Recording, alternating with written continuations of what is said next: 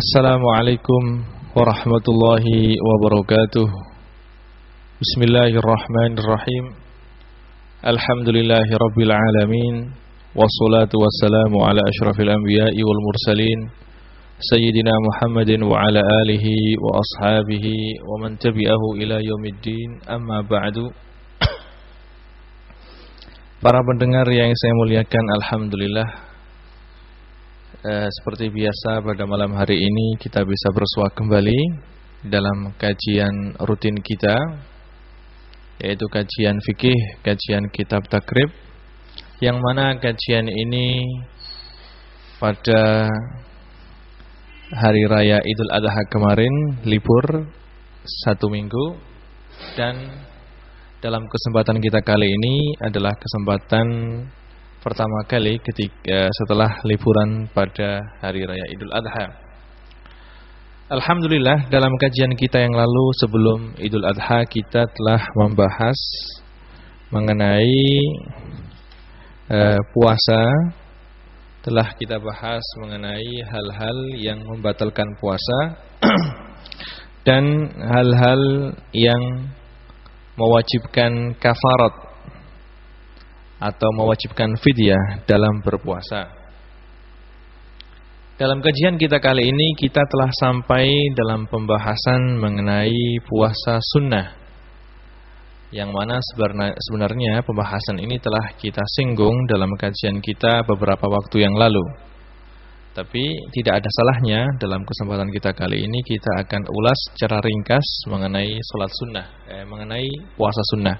Imam Abi Suja beliau berkata, Bismillahirrahmanirrahim, faslun yustahabbu al-iksaru min shaumit tatawwu'i, yang artinya dan disunahkan untuk memperbanyak melakukan puasa sunnah. Seperti yang telah kita ketahui bersama bahwasanya puasa adalah salah satu bentuk ibadah yang sangat mulia sekali, dan Rasulullah Shallallahu Alaihi Wasallam menganjurkan umatnya untuk memperbanyak puasa. Juga mengenai fadilah atau keutamaan puasa ini tidaklah asing lagi bagi kita, bahwasanya puasa ini mempunyai keutamaan yang sangat besar sekali. Dan seperti dalam hadis qudsi bahwasanya puasa atau segala macam bentuk ibadah yang dilakukan oleh seorang hamba semuanya adalah ibadah yang mempunyai kadar pahala tertentu, kecuali puasa. Karena puasa ini Allah Subhanahu wa taala sendiri yang akan menentukan kadar pahala tersebut. Jadi puasa ini adalah ibadah yang sangat mulia sekali, sehingga Allah Subhanahu wa taala sendiri yang akan membalas hambanya yang telah melakukan ibadah sendiri, ibadah ini tanpa kita ketahui berapa kadar balasan yang akan diberikan oleh Allah Subhanahu wa taala kepada hamba-hambanya yang ahli puasa. Juga dalam hadis yang lain bahwasanya Allah Subhanahu wa taala telah mempersiapkan pintu yang khusus untuk pintu khusus menuju surga bagi orang-orang yang ahli berpuasa, yang mana pintu ini namanya pintu Rayyan. Allah Subhanahu wa taala dalam hadis qudsi menyebutkan bahwasanya Allah Subhanahu wa taala menyebutkan bahwasanya seorang hamba jika dia ingin mendekatkan diri kepada Allah Subhanahu wa taala, maka hendaknya seorang hamba ini memperbanyak melakukan ibadah sunnah. Karena ibadah sunnah ini adalah merupakan pelengkap daripada ibadah-ibadah wajib yang telah kita lakukan. Karena sebagai seorang hamba, tidak ada seorang hamba pun yang bisa melakukan kewajiban yang dibebankan kepada dia sesuai dengan apa yang diajarkan oleh Rasulullah Shallallahu Alaihi Wasallam persis 100%. Pasti di sana banyak sekali kekurangannya, dan kekurangan ini akan ditambal, akan dilengkapi dengan ibadah-ibadah sunnah. Dalam hadis qudsi yang diriwayatkan oleh Imam Bukhari dan Imam Muslim, di sana Allah Subhanahu wa taala telah berfirman, "Wala yazalu 'abdi yataqarrabu ilayya bin nawafil hatta uhibbahu." Dan seorang hamba berusaha untuk mendekatkan diri kepadaku dengan memperbanyak melakukan kesunatan sehingga aku mencintainya. Jadi puasa ini adalah termasuk salah satu bentuk ibadah yang bisa mendekatkan kita kepada Allah Subhanahu wa taala. Imam Bukhari dan Imam Muslim dalam sebuah hadis telah meriwayatkan sebuah hadis dari Rasulullah sallallahu alaihi wasallam, "Man shoma yauman fi sabilillah ba'adallahu ta'ala wajhahu anin nari sab'ina kharifan." Yang artinya, barang siapa yang berpuasa satu hari di jalan Allah Subhanahu wa taala, maka Allah Subhanahu wa taala akan menjauhkan wajahnya dari api neraka 70 tahun. Para pendengar yang saya muliakan, seperti yang telah kita bahas, di sana banyak sekali puasa sunnah. Puasa sunnah yang pertama yang disunahkan adalah puasa hari Arafat, yaitu puasa pada tanggal 9 Dzulhijjah. Dan puasa ini disunahkan bagi orang yang tidak melakukan ibadah haji. Hal ini sebagaimana dalam sebuah hadis yang diriwayatkan oleh Imam Muslim dari sahabat Abi Qatadah radhiyallahu anhu, su'ila Rasulullah sallallahu alaihi wasallam an shaumi Arafah faqala yukaffiru sanatal madhiyah wal baqiyah. Rasulullah sallallahu alaihi wasallam telah ditanya mengenai pahala berpuasa pada hari Arafah. Beliau menjawab bahwasanya puasa Arafah ini bisa menghapus dosa pada tahun, dosa yang telah kita lakukan pada tahun yang lalu dan pada tahun yang akan datang. Jadi puasa Arafah ini, puasa pada hari Arafah ini pahalanya sangat besar sekali. Dalam hadis yang lain yang diriwayatkan oleh Imam Muslim, bahwasanya Rasulullah Shallallahu alaihi wasallam menyebutkan bahwasanya hari Arafah ini adalah hari yang paling mulia. Hari yang mana Allah Subhanahu wa taala dalam hari ini telah membebaskan hambanya dari api neraka banyak sekali tidak terhitung. Ini adalah hari Arafah. Dan seperti yang saya sebutkan tadi, puasa pada hari Arafah ini adalah khusus untuk orang yang tidak haji. Adapun orang yang haji, maka tidak disunahkan untuk melakukan puasa, karena orang yang haji mempunyai amalan sendiri, yaitu mempunyai amalan wukuf di padang Arafah, yang mana amalan ini memerlukan banyak tenaga. Agar orang yang haji dalam keadaan wukuf bisa menjalankan ibadahnya dengan khusyuk dan tidak terganggu dengan lapar, maka untuk mereka yang melakukan ibadah haji tidak disunahkan untuk melakukan puasa pada hari Arafah. Puasa berikutnya yang disunahkan adalah puasa pada hari Asyura dan hari Tasu'a. Hari Asyura itu hari apa? Hari Asyura adalah hari, yaitu tanggal 10 pada bulan Muharram. Adapun Tasu'a adalah tanggal 9 pada bulan Muharram. Dalil disunahkannya, dalil diperintahkannya untuk melakukan puasa pada hari Asyura ini adalah hadis yang diriwayatkan oleh Imam Bukhari dan Imam Muslim dari Ibnu Abbas radhiyallahu anhuma, bahwasanya Rasulullah sallallahu alaihi wasallam telah berpuasa pada hari Asyura dan memerintahkan umatnya untuk berpuasa. Dan dalam hadis yang lain yang diriwayatkan oleh Imam Bukhari dan Imam Muslim dari sahabat Abi Qatadah radhiyallahu anhu, bahwasanya Rasulullah sallallahu alaihi wasallam pada suatu ketika ditanya mengenai keutamaan puasa Asyura, beliau menjawab bahwasanya puasa Asyura ini yukaffirus sanah madhiyah. Orang yang melakukan puasa pada hari Asyura, maka dosanya akan diampuni oleh Allah Subhanahu wa taala, yaitu dosa yang dilakukan pada tahun yang lampau. Yang dimaksud dengan dosa di sini adalah dosa-dosa yang kecil, sebagaimana disebutkan oleh para ulama. Karena apa? Karena dosa yang besar tidak akan diampuni oleh Allah Subhanahu wa taala kecuali dengan melakukan taubatan nasuha, dengan melakukan taubat yang benar-benar sah, yang mana orang yang telah melakukan taubat tersebut tidak akan melakukan dosa yang telah dia perbuat dan sudah melepaskan dosa dan tidak akan mengulangi dosa yang telah dia perbuat. Jadi dosa yang besar itu tidak akan diampuni oleh Allah Subhanahu wa taala kecuali dengan melakukan taubatun nasuha. Adapun dalil yang mengatakan bahwasanya puasa Tasu'a ini adalah disunahkan adalah hadis yang diriwayatkan oleh Imam Muslim dari sahabat Ibnu Abbas radhiyallahu anhuma bahwasanya Rasulullah sallallahu alaihi wasallam telah bersabda, la in baqitu ila qabilin la asumanna tasi. Beliau mengatakan bahwasanya seandainya saya hidup pada tahun depan maka saya akan berpuasa pada hari yang ke-9 dari bulan bulan Muharram. Tapi sebelum Rasulullah sallallahu alaihi wasallam bisa melakukan puasa tersebut, Rasulullah sallallahu alaihi wasallam keburu meninggal. Jadi hadis ini menandakan atau sebagai dalil bahwasanya puasa pada hari yang ke-9 pada bulan Muharram hukumnya adalah sunnah. Terus puasa yang disunatkan lagi adalah puasa hari Senin dan hari Kamis.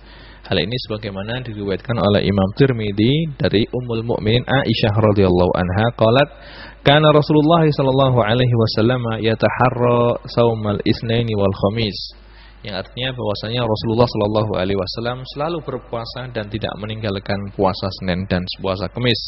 Juga dalam hadis yang lain yang diriwayatkan oleh Imam Tirmidzi dari sahabat Abi Hurairah radhiyallahu anhu anna Rasulullah sallallahu alaihi wasallam qaal tu'radul a'malu yaumal Itsnaini wal Khamis fa uhibbu an yu'rada 'amali wa ana sha'im, yang artinya bahwasanya amal dan perbuatan manusia akan diangkat kepada Allah Subhanahu wa taala pada hari Senin dan hari Kamis, dan saya senang jika pada hari Senin dan hari Kamis ketika amal saya diangkat kepada Allah Subhanahu wa taala, saya dalam keadaan berpuasa. Yang dimaksud dengan diangkatnya amal di sini adalah bahwasanya Allah Subhanahu wa taala ingin memperlihatkan kepada para malaikat, ini adalah wahai malaikatku, ini adalah amal daripada hamba-hambaku di dunia. Lihatlah, karena Allah Subhanahu wa taala adalah zat yang maha mengetahui sesuatu. Meskipun amal perbuatan kita tidak diangkat oleh malaikat kepada Allah, Allah Subhanahu wa taala telah mengetahui hal tersebut. Tapi yang dimaksud dengan tu'radul a'mal di sini adalah Allah Subhanahu wa taala ingin memperlihatkan kepada malaikat bahwasanya manusia, banyak sekali manusia yang mana amal perbuatannya ini melebihi amal perbuatan yang baik yang dilakukan oleh para malaikat. Malaikat tidak mempunyai syahwat dan tidak mempunyai keinginan. Tugas mereka adalah ibadah terus-menerus. Tapi manusia yang mana Allah Subhanahu wa taala memberikan kepada mereka hawa nafsu dan syahwat, meskipun dengan demikian manusia ini tetap mempunyai himmah atau mempunyai keinginan yang sangat besar untuk melakukan ibadah kepada Allah Subhanahu wa taala, sehingga Allah Subhanahu wa taala bangga dan senang dengan hal tersebut dan ingin memperlihatkan hal tersebut kepada para malaikatnya. Ini adalah yang dimaksud dengan kata-kata tu'radul a'mal sebagaimana disebutkan oleh para ulama. Termasuk puasa yang disunatkan lagi adalah puasa 3 hari setiap bulan. Dan puasa ini yang afdol atau yang lebih utama dilakukan pada Ayyamul Bid. Yang dimaksud dengan Ayyamul Bid adalah hari tanggal 13, tanggal 14, tanggal 15 setiap bulan pada bulan Arab ya, bulan Arab ya, setiap bulan Qamari atau bulan Hijri. Dari tanggal 13, 14, 15 yang mana hari 3 hari ini adalah hari terang-terangnya rembulan, itu disunahkan untuk melakukan puasa. Dinamakan Ayyamul Bid, hari-hari yang putih, karena pada hari-hari ini malamnya adalah sangat terang sekali dengan adanya bulan purnama. Dalil disunahkannya untuk puasa 3 hari setiap bulan, khususnya pada Ayyamul Bid ini adalah hadis yang diriwayatkan oleh Imam Bukhari dan Imam Muslim Dari sahabat Abu Hurairah radhiyallahu anhu qala awsani khalili bi salasin siyamu salasata ayyamin min kulli syahrin wa raq'atayil duha wa an utira qabla an anam, yang artinya bahwasanya saya telah diwasiati oleh kekasihku yaitu Rasulullah sallallahu alaihi wasallam untuk tidak meninggalkan 3 perkara. Yang pertama, siyamu salasati ayyamin min kulli syahrin, puasa setiap bulan 3 hari. Warok atayil duha, dan untuk melakukan 2 rakaat salat duha, wa an utira qabla an anam, dan hendaknya saya melakukan salat witir sebelum saya tidur. Dalam riwayat yang lain yang diriwayatkan oleh Imam Muslim dari sahabat Abi Qatadah radhiyallahu anhu bahwasanya Rasulullah sallallahu alaihi wasallam telah bersabda, "Shaumu salasatin min kulli syahrin shaumud dahri." Barang siapa yang melakukan puasa 3 hari setiap bulan, maka seakan-akan dia adalah berpuasa setahun penuh. Karena apa? Rahasianya karena apa? Karena setiap satu kebaikan Allah Subhanahu wa taala akan melipat gandakan sebuah kebaikan menjadi 10 kali kebaikan. Nah, jadi kalau 3 hari berarti seakan-akan orang tersebut berpuasa 1 bulan. Karena setiap 1 hari dilipat gandakan menjadi 10 hari.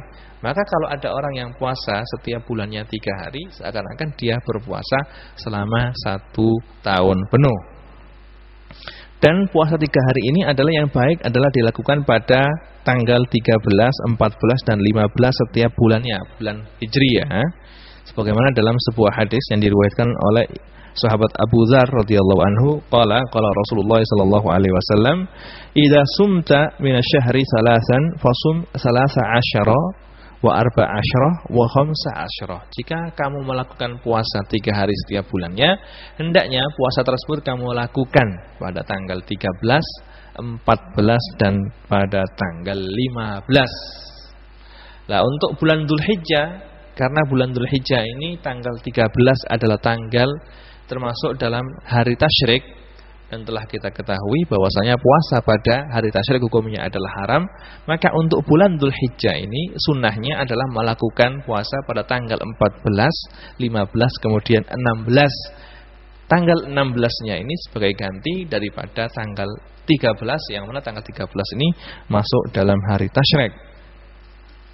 Kemudian termasuk puasa yang disunahkan lagi adalah puasa 6 hari. Puasa 6 hari pada bulan Syawal. Puasa 6 hari pada bulan Syawal ini disunahkan. Dan sunnahnya, afdolnya, yang lebih utama melakukan puasa 6 hari ini langsung setelah selesai Id. Jadi pada tanggal 2 Syawal itu langsung berpuasa. Nanti pada tanggal 7 Syawal selesai puasanya. Dan maka dalam adat Jawa itu ada yang namanya Hari Raya Ketupat. Nah, Hari Raya Ketupat ini adalah 7 hari setelah Hari Raya Idul Fitri, yang mana diperuntukkan bagi orang-orang yang melakukan puasa 6 hari pada bulan Syawal. Dalil disunahkannya puasa pada 6 hari pada bulan Syawal ini adalah hadis yang diriwayatkan oleh Imam Muslim dari sahabat Abi Ayyub radhiyallahu anhu, anna Rasulullah sallallahu alaihi wasallam qala, "Man shoma Ramadhana summa atba'ahu sittan min Syawal kana kasiyamid dahri." Yang artinya barang siapa yang melakukan puasa Ramadan kemudian melakukan puasa 6 hari pada bulan Syawal, maka seakan-akan dia telah berpuasa setahun penuh. Seakan-akan dia telah berpuasa setahun penuh. Itu rahasianya bagaimana? Rahasianya karena kalau kita puasa 30 hari dan setiap satu kebaikan itu dilipat gandakan menjadi 10, maka 30 kalau dikalikan 10 akan menjadi 300, ya kan? Dan 300. Kemudian 1 tahun itu ada sekitar 360 hari. Ditambah dengan 6 hari pada bulan Syawal. 6 hari kalau 6 dikalikan 10 menjadi 60. Berarti kalau kita puasa pada bulan Ramadan 30 hari ditambah apa? Ditambah 6 hari. Seakan-akan kita berpuasa selama berapa hari? Selama 360 hari, yaitu 1 tahun penuh. 1 tahun penuh. Maka Rasulullah sallallahu alaihi wasallam bersabda bahwasanya yang puasa pada bulan Ramadan terus ditambah puasa 6 hari pada bulan Syawal, maka seakan-akan dia telah berpuasa selama 1 tahun penuh. Dan seperti yang saya katakan tadi, sunnahnya adalah berpuasa setelah Ramadan, kemudian Idul Fitri, kemudian hari yang kedua langsung melakukan puasa. Ini adalah yang afdol. Tapi seandainya dia tidak bisa melakukan pada hari kedua pada bulan Syawal, bisa nanti dilakukan pada hari-hari yang lainnya. Yang penting jangan sampai puasa ini setelah bulan Syawal. Selama puasa 6 hari ini dilakukan di bulan Syawal, maka dia akan tetap mendapatkan keutamaan yang telah saya katakan tadi. Dan puasa ini kalau ada orang yang mempunyai tanggungan, puasa pada bulan Ramadan, misalnya dia berbuka atau pernah tidak berpuasa 3 hari pada bulan Ramadan, maka sebaiknya jangan melakukan puasa 6 hari terlebih dahulu, kecuali dia melakukan qadha 3 hari yang telah dia tinggalkan pada bulan Ramadan. Karena menurut sebagian ulama, seperti yang dikatakan menurut Imam Ibnu Hajar ya, sebagian ulama Ibnu Hajar dan yang lainnya, bahwasanya orang tersebut tidak akan mendapatkan fadilah, tidak akan mendapatkan pahala puasa 6 hari pada bulan Syawal, kecuali dia telah melengkapi puasa Ramadannya dahulu. Karena dalam hadis apa? Man shoma Ramadhana. Kalau seandainya dia masih punya tanggungan Ramadan, berarti dia belum menyempurnakan Ramadan. Jadi pahala dan keutamaan yang akan dikasihkan bagi orang yang berpuasa 6 hari ini, jika orang tersebut telah menyempurnakan puasa Ramadannya. Jika dia mempunyai tanggungan, maka orang tersebut tidak mendapatkan fadilah atau keutamaan yang diberikan kepada orang yang melakukan puasa 6 hari pada bulan Syawal, sebagaimana disebutkan oleh Imam Ibnu Hajar dan yang lainnya. Terus setelah selesai pembahasan puasa, di sini Imam Abi Suja membahas masalah i'tikaf. Di sini beliau mengatakan, faslun al-i'tikafu mustahabun walahu syartani an-niyatu wal lubsu fil masjid. Yang artinya faslun al-i'tikafu mustahabun, i'tikaf hukumnya adalah sunnah.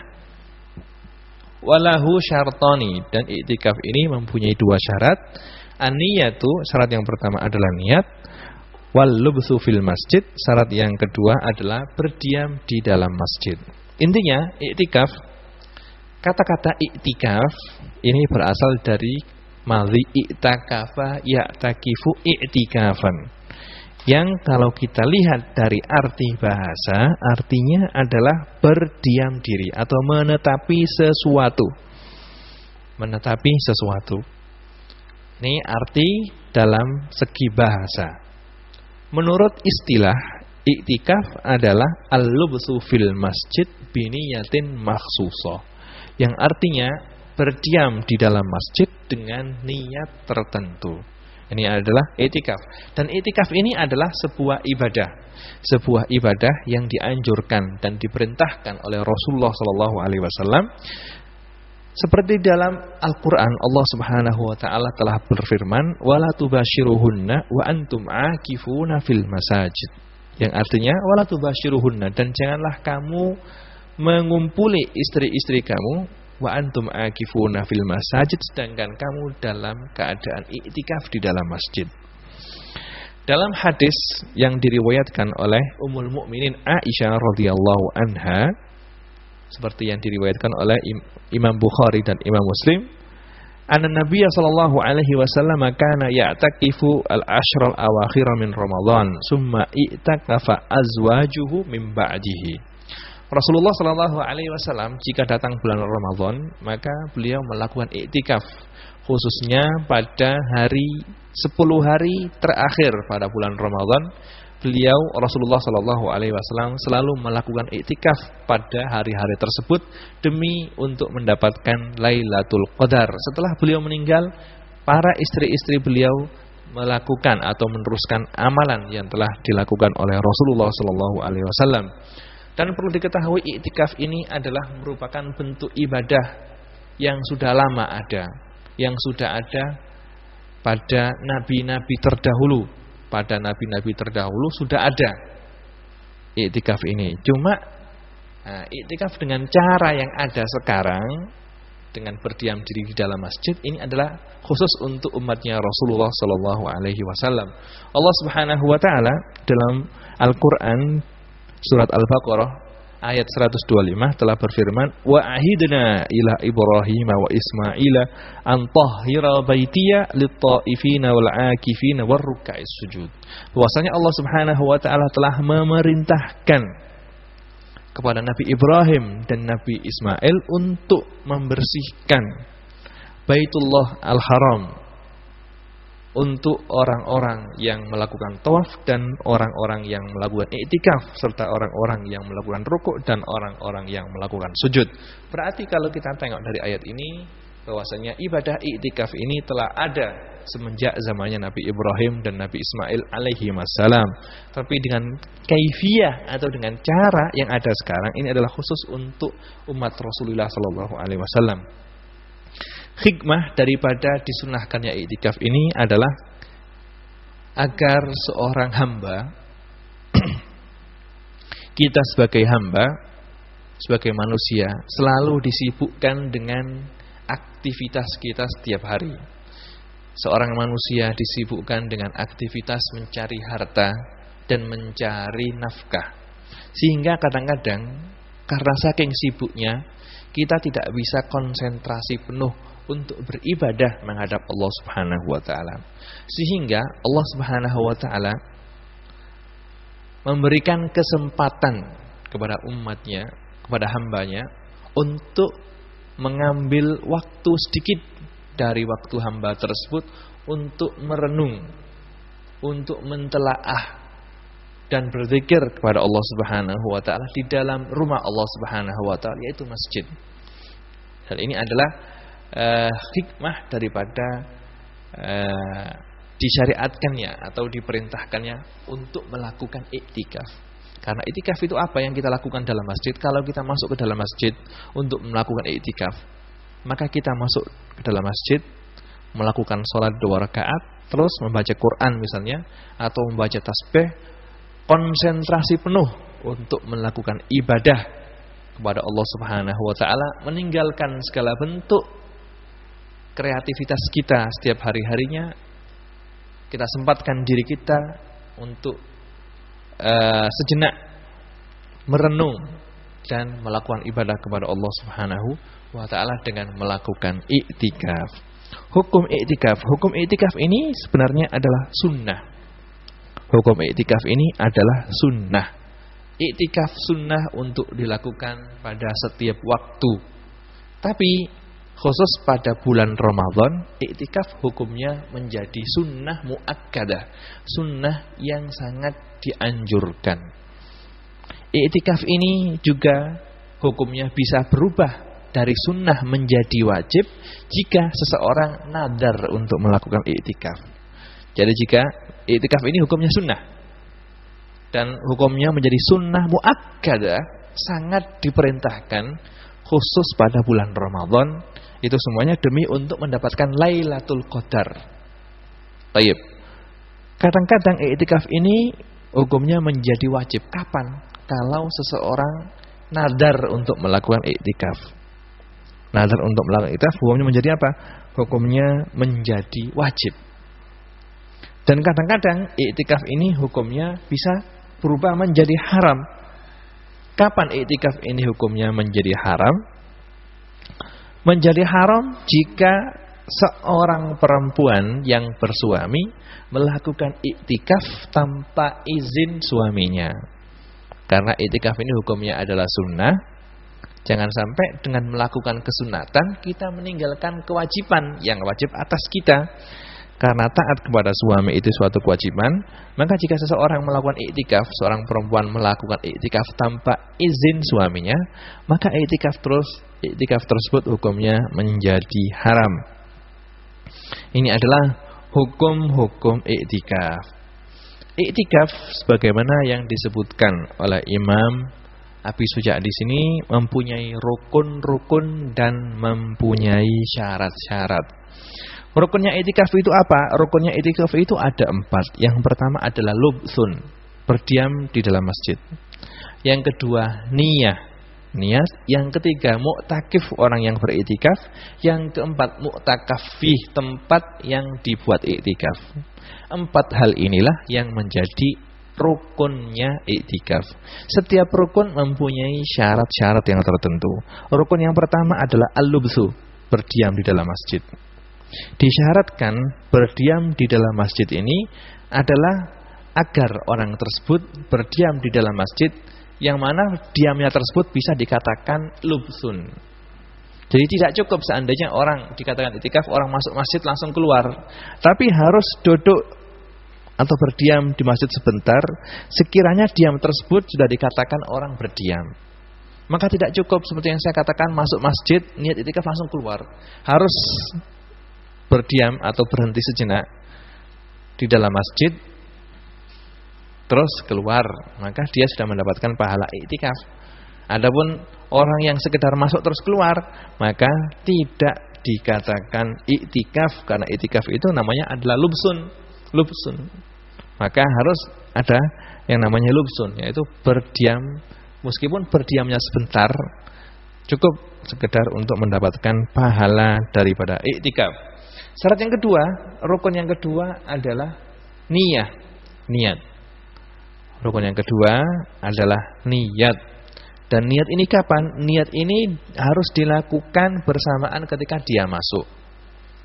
Kalau ada orang yang masuk masjid terus disertai dengan niat iktikaf, maka masuknya tersebut sudah mendapatkan pahala. Kalau seandainya dia lupa, sudah masuk masjid tapi lupa tidak mengucapkan niat iktikaf, maka dia tidak akan mendapatkan pahala iktikaf.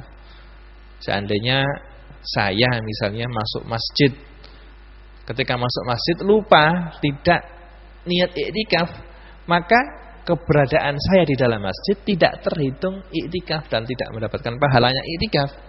Nah, tapi seandainya ketika di dalam masjid lama baru ingat, loh saya tadi kak belum niat iktikaf, maka ketika ingat langsung niat iktikaf. Nah, ketika dari ingat tersebut niat iktikaf, maka dari situ dia terhitung mendapatkan pahala iktikaf. Adapun yang sebelumnya dia duduk di dalam masjid sebelumnya yang belum melakukan niat, maka tidak mendapatkan pahala iktikaf. Tapi tidak apa-apa seandainya Anda di dalam masjid lupa niat iktikaf terus ingat, maka niatlah biar mendapatkan pahala iktikaf. Kemudian jika iktikaf yang dia lakukan adalah iktikaf wajib, iktikaf yang dinadari, maka ketika niat harus disebutkan bahwasanya saya niat iktikaf yang saya nadari.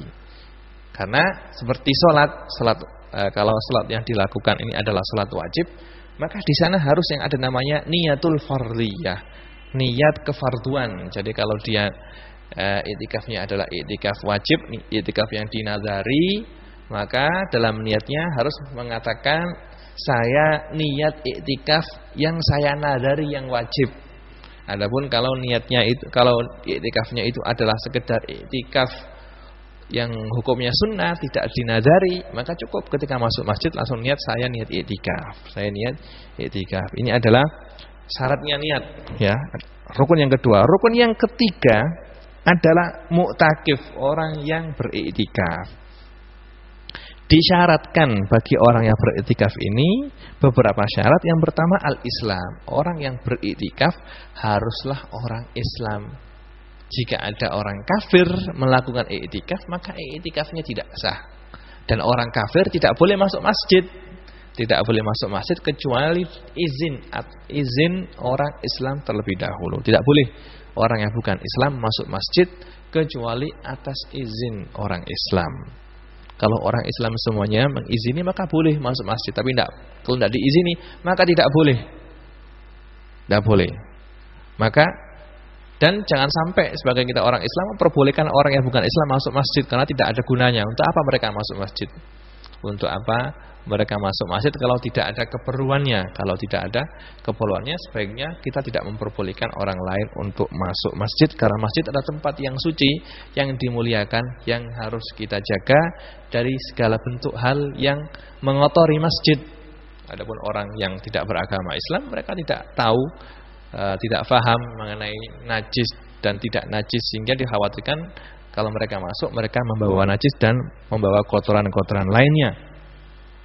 Syarat yang kedua untuk orang yang beriktikaf ini adalah orang tersebut harus orang yang mumayyiz.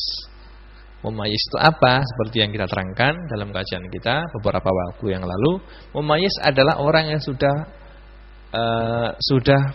anak kecil ya. Orang mumayyiz adalah orang yang sudah bisa makan sendiri, minum sendiri dan melakukan kebutuhan dia sendiri. Jadi seorang anak dikatakan mumayyiz kalau anak tersebut sudah bisa melakukan keperluannya dengan dirinya sendiri, bisa makan sendiri, bisa beol sendiri, bisa ke WC sendiri. Kalau hal-hal tersebut bisa dia lakukan tanpa bantuan orang lain, berarti anak tersebut sudah kita hukumi anak yang mumayyiz. Biasanya anak mumayyiz ini umurnya 10 tahun ya. Kalau sudah berumur 10 tahun biasanya seorang anak kecil sudah mumayyiz. Kalau anak tersebut belum mumayyiz maka tidak sah iktikafnya. Dan perlu diketahui bahwasanya kita sebagai umat Islam harus menjaga masjid kita dari anak kecil. Jangan sampai kita memasukkan anak kecil yang belum mumayyiz, yang umurnya masih 3 tahun, 4 tahun, yang tidak ngerti masuk ke masjid, karena anak tersebut akan mengotori masjid.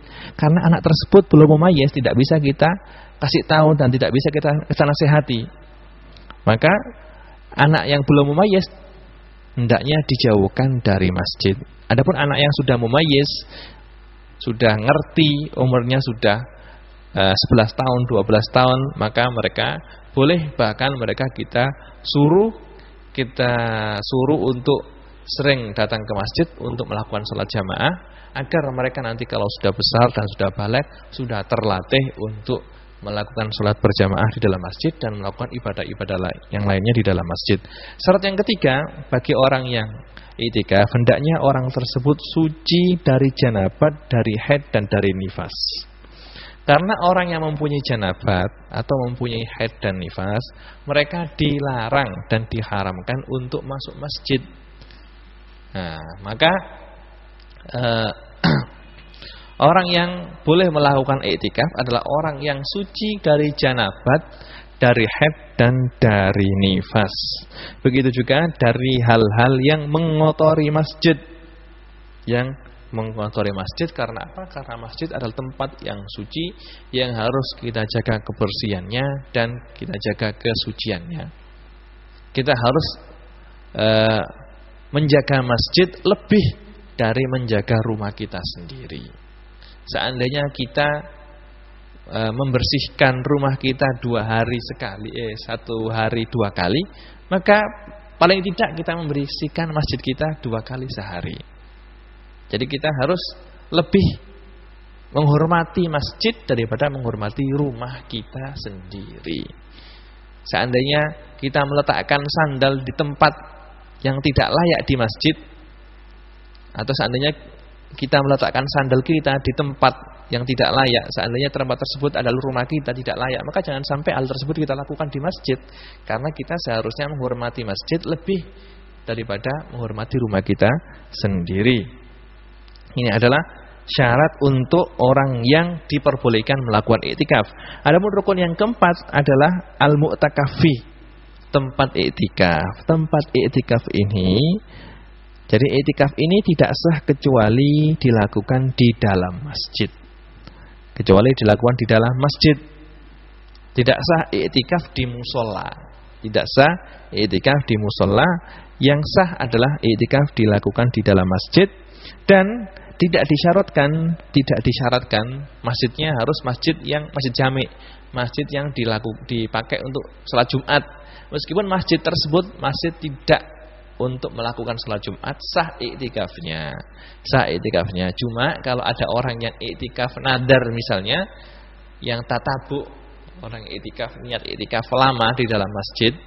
Orang iktikaf misalnya niat iktikaf 1 minggu penuh, dan 1 minggu itu ada hari Jumatnya, maka dia wajib untuk iktikaf di dalam masjid jami', sehingga nantinya kalau hari Jumat tidak perlu untuk keluar dari masjid yang dia tempati untuk menuju masjid yang ada Jumatannya. Sehingga untuk orang yang iktikaf selama 1 minggu yang ada hari Jumatnya, disyaratkan untuk iktikaf di dalam masjid, yang mana masjid tersebut adalah masjid yang dipakai untuk melakukan sholat Jumat.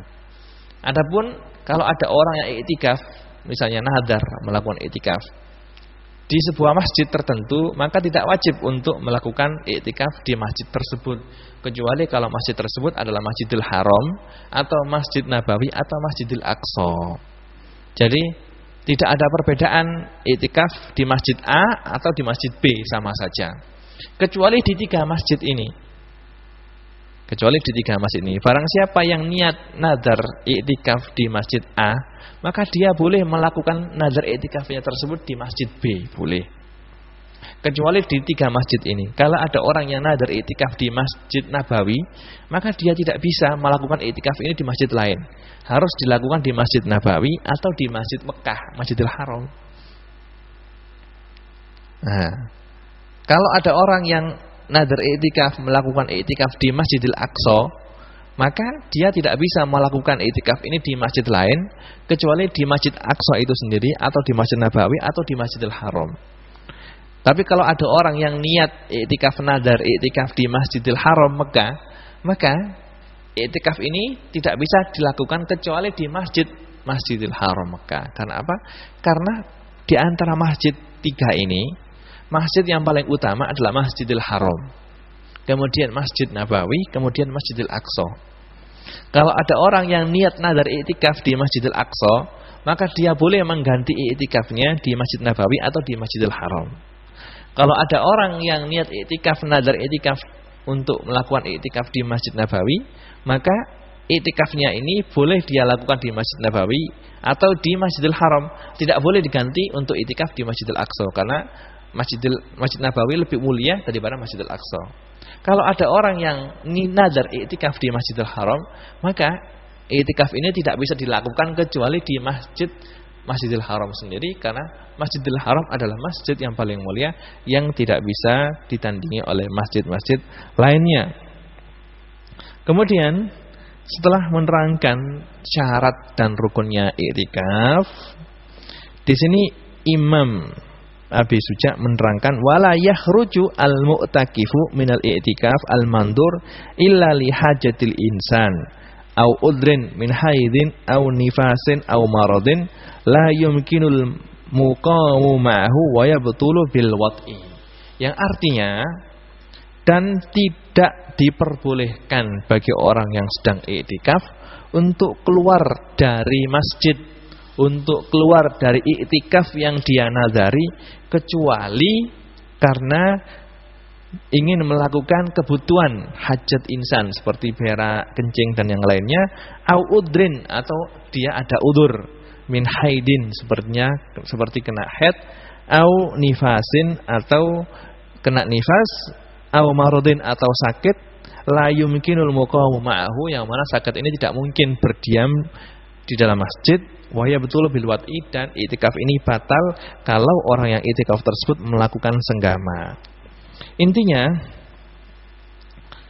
jadi i'tikaf itu ada kalanya i'tikaf sunnah, seperti yang saya katakan tadi. I'tikaf sunnah, i'tikaf seperti biasa. I'tikaf ini kadang-kadang hukumnya bisa menjadi wajib kapan? Jika i'tikaf ini dinazari. Jika i'tikaf ini dinazari. Dan i'tikaf yang dinazari ini hukumnya menjadi wajib jika ada seseorang niat i'tikaf yang dinazari dengan melakukan tatabuk. Tatabuk itu apa? Misalnya saya nazar i'tikaf 4 hari berturut-turut misalnya. Maka orang yang nazar i'tikaf seperti ini tidak diperbolehkan untuk keluar dari masjid. Harus melakukan i'tikaf 4 hari berturut-turut. Tidak boleh keluar. Kalau keluar, maka i'tikafnya batal dan harus diulangi mulai pertama lagi. Boleh keluar lihajatin jika ada keperluan. Seperti apa? Seperti ingin buang air kecil, atau ingin berak, atau ingin wudu misalnya. Maka boleh keluar dari masjid ke WC. Ke WC.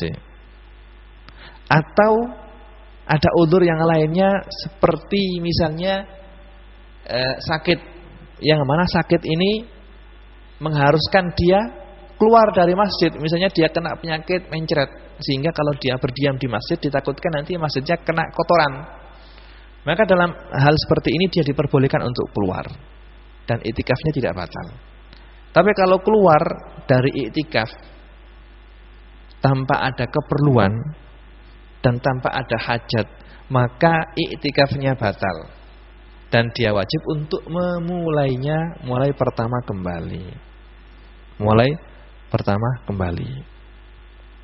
Ini adalah yang dimaksud dengan wa idza kharajal mu'taqifu minal i'tikaf al-mandur illa li wa la yakhruju al-mu'taqifu minal i'tikaf al-mandur illa li hajatil insan au udrin min haidin au nifasin, atau ada seorang perempuan nazar i'tikaf 7 hari penuh di masjid, maka orang tersebut wajib untuk i'tikaf 7 hari penuh. Kalau i'tikaf tersebut disertai dengan tatabuk, saya nazar i'tikaf 7 hari di masjid secara berturut-turut, maka harus dilakukan 7 hari berturut-turut. Tidak boleh keluar sampai habis 7 hari baru dia boleh keluar. Nah, jika dia keluar tanpa ada keperluan, maka batallah i'tikafnya dan wajib untuk mulai pertama lagi. Tapi kalau misalnya dia niatnya, saya niat i'tikaf 7 hari di masjid misalnya, saya nadar i'tikaf 7 hari di masjid tanpa menyebutkan berturut-turut, maka boleh dia lakukan. Hari pertama dia ambil i'tikaf 1 hari, terus hari kedua tidak i'tikaf, hari ketiga i'tikaf lagi 1 hari, yang penting 7 hari. Kalau memang tidak disertai berturut-turut, tidak ada syarat berturut-turut, maka boleh dilakukan 1 hari i'tikaf, 1 hari tidak i'tikaf, 1 hari i'tikaf lagi, pokoknya 7 hari. Tapi kalau dia mensyaratkan harus berturut-turut, maka tidak boleh keluar dari masjid kecuali selesai 7 hari berturut-turut.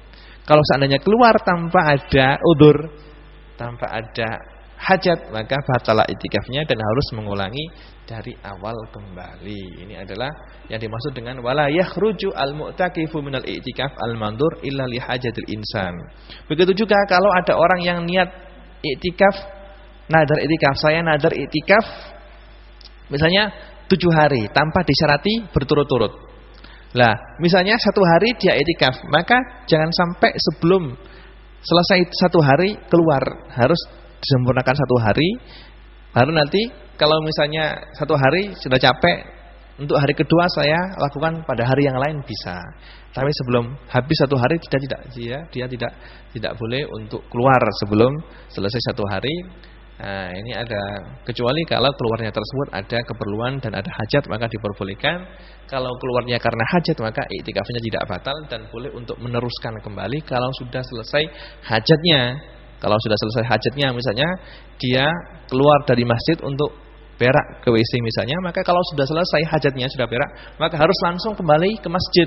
Seandainya sudah selesai beraknya terus jalan-jalan, maka batallah i'tikafnya. Kiranya cukup sekian kajian yang bisa kita ambil untuk pertemuan kita pada malam hari ini, dan insyaallah mudah-mudahan Allah Subhanahu wa taala memberikan berkah dan manfaat dari kajian yang telah kita kaji, sehingga ilmu yang telah kita pelajari menjadi ilmu yang manfaat, dan mudah-mudahan Allah Subhanahu wa taala memberikan kita umur panjang serta memberikan taufik dan hidayahnya sehingga kita bisa bertemu kembali dalam kajian kita yang akan datang. Insyaallah untuk kajian kita yang akan datang kita akan memulai pembahasan mengenai masalah haji. Nasallallahu subhanahu wa ta'ala ayyaj'ala ilmana ilman nafi'a wa yaj'ala ilmana hujjatan lana la hujjatan 'alaina. Wa sallallahu ala sayyidina Muhammadin wa ala alihi wa sahbihi wasallam. Subhana rabbika rabbil izzati amma yasifun wa salamun alal mursalin walhamdulillahi rabbil alamin. Wassalamualaikum warahmatullahi wabarakatuh.